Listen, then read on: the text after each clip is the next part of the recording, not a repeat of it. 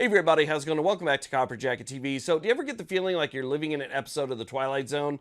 You know, like something's just not right. Well, that's the feeling that I got today when I found this out. So do you remember there was a fad a while back where people were buying these badges, and these badges looked a lot like law enforcement badges, except on the badge it said CCW holder or something to that effect. And the whole premise behind them was, if you found yourself in an incident where there was a lot of onlookers, bystanders, things like that, who couldn't identify whether you were the good guy or the bad guy, you could show your CCW badge and say, I'm the good guy in this whole situation. That was, again, the whole idea behind them, and I believe it was a short-lived fad. The left, they couldn't wait to pounce on that, calling people fake cops, calling people wannabes, calling people vigilantes, and so forth. And so they were all over that one. Well, now it looks like one city, a big city in the state of California, is actually requesting them, but in a worse fashion. They're actually recommending that you wear, and this is in their CCW requirements, okay? So when you get a CCW in this city, it actually says now, okay, this is all post-Bruin, it now says that they want you to wear your CCW permit in a lanyard around your neck, so that you can identify yourself at all times. And the problem is, this CCW has all of your personal information on it. It's got your address, it's got your picture, it's probably got your thumbprint, and all of your identifying information is going to be on this lanyard that they want you to wear around your neck, kind of like a badge.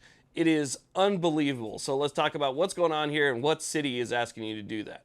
This channel is proud to be sponsored by the USCCA. Listen, if you do plan on carrying for your own defense, you need a USCCA membership. With your membership, you get that self-defense liability insurance, which is absolutely priceless, and a bunch of other great things. So check out the link down below. Join the USCCA today. Now, I'm not sure how many people know this because it's not recommended everywhere, but in a lot of counties and cities in the state of California, you have to actually carry 3 things on you if you are carrying. So you have to have, one, your ID, your state issued ID, so driver's license, ID card. Then you have to have your CCW ID card.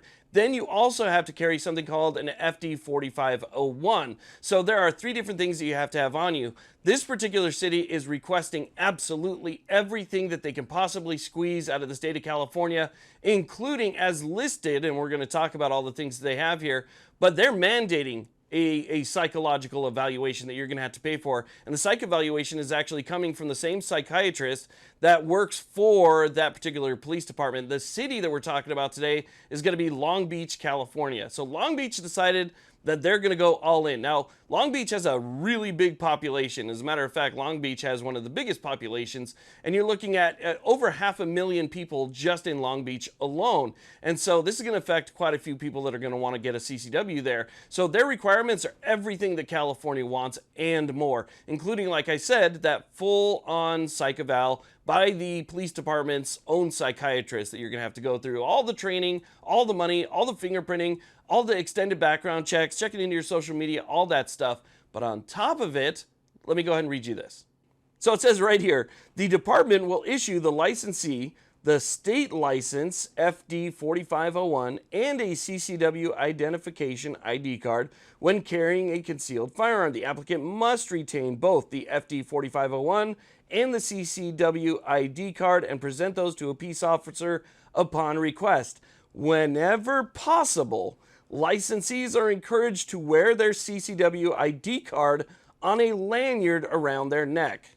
Now, I don't know who wrote that or who came up with that, but are you out of your damn mind? There is no way that I am going to, or anybody that I know, is going to carry all of their personal information on a visible card around your neck.